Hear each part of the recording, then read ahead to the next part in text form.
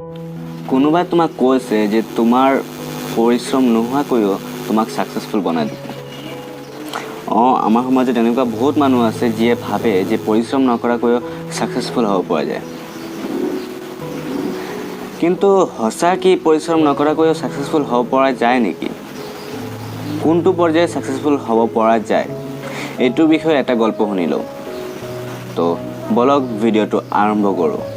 Hi guys, মোৰ নাম ৰিতুল ৰয় আৰু আপোনালোকক স্বাগতম জনাইছোঁ মোৰ চেনেল ৰিতুল ৱাৰ্ল্ডলৈ।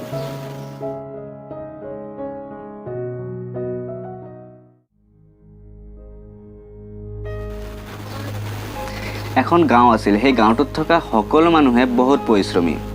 তেওঁলোকে সকলোৱে খেতি বাৰী কৰে আৰু খেতিয়ে হ'ল তেওঁলোকৰ উপাৰ্জনৰ একমাত্ৰ উপায়। তো এদিন কি হ'ল, চহৰৰ পৰা এজন মানুহ আহিলে। সেই মানুহজন হ'ল চৰাই বেপাৰী। তেওঁ আহি সকলো গাঁওবাসীক একত্ৰিত কৰি এক জেগাত কৰি ক'লে যে আপোনালোকৰ গাঁৱত যিমান ধৰণৰ চৰাই আছে, যিমান ভিতৰত চৰাই আছে, মোক এটা এটা ধৰি আনি দিয়ক। তাৰ বদলত আপোনালোকক মই প্ৰত্যেক চৰাইত 100 টকাকৈ দিম। গাঁওবাসীয়ে ৰ'দত খেতি বাৰী কৰে, বহুত কষ্ট কৰে। যেতিয়া তেওঁলোকে এই শ্বৰ্টকাট ৰাস্তাটো গম পালে, এই স্কিমৰ কথাটো গম পালে, তেতিয়া তেওঁলোকে ভাবিলে যে কালিৰ পৰা চৰাই ধৰিম। তেওঁলোকে খেতি বাৰীৰ কথা বাদ দি তেওঁলোকে চৰাই ধৰাৰ কামত লাগি গ'ল। ডেইলি 10টা 20টা 30টা যোনে যিমান পাৰে আৰু চৰাই ধৰি দিয়ে। মুঠ কথা, আগতে তেওঁলোকে ৰাতিপুৱা উঠি খেতি বাৰীৰ কাৰণে ওলাই গৈছিলে আৰু এতিয়া তেওঁলোকে ৰাতিপুৱা উঠি ওলাই যায় চৰাই ধৰাৰ কাৰণে। মুঠ কথা, এইটো এটা তেওঁলোকৰ বিজনেছৰ নিচিনা হৈ গ'ল। চৰাই ধৰা এটা বিজনেছৰ নিচিনা হৈ গ'ল তেওঁলোকৰ। আৰু তেওঁলোকে খেতি বাৰীৰ কথা একদম পাহৰি গ'ল। চাওঁতে 1 মাহ পাৰ হৈ গ'ল। তেওঁলোকৰ গাঁৱত চৰাইৰ সংখ্যা কমিবলৈ ধৰিলে আৰু এটা সময় আহিলে যেতিয়া চৰাই একদম শেষ হৈ থাকিলে। তেওঁলোকৰ গাঁৱতো চৰাই শেষ হ'ল আৰু তেওঁলোকে ওচৰ চুবুৰীয়া গাঁৱৰ পৰা তেতিয়া চৰাই ধৰা কাম আৰম্ভ কৰিলে। কিন্তু তাৰ পৰাও চৰাই নাইকিয়া হ'ব ধৰিলে। তাতো চৰাই শেষ হৈ গ'ল।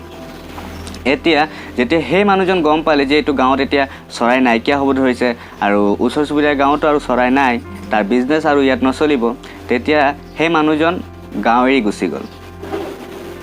যেতিয়া গাঁওবাসীয়ে গম পালে যে এই মানুহজনৰ নাই, চৰাই ধৰাৰো কাম নাই, এতিয়া তেওঁলোকে আৰু চৰাই ধৰিব নোৱাৰে, চৰাইও নাই, তেতিয়া তেওঁলোকে আকৌ খেতি কৰিব মন দিলে।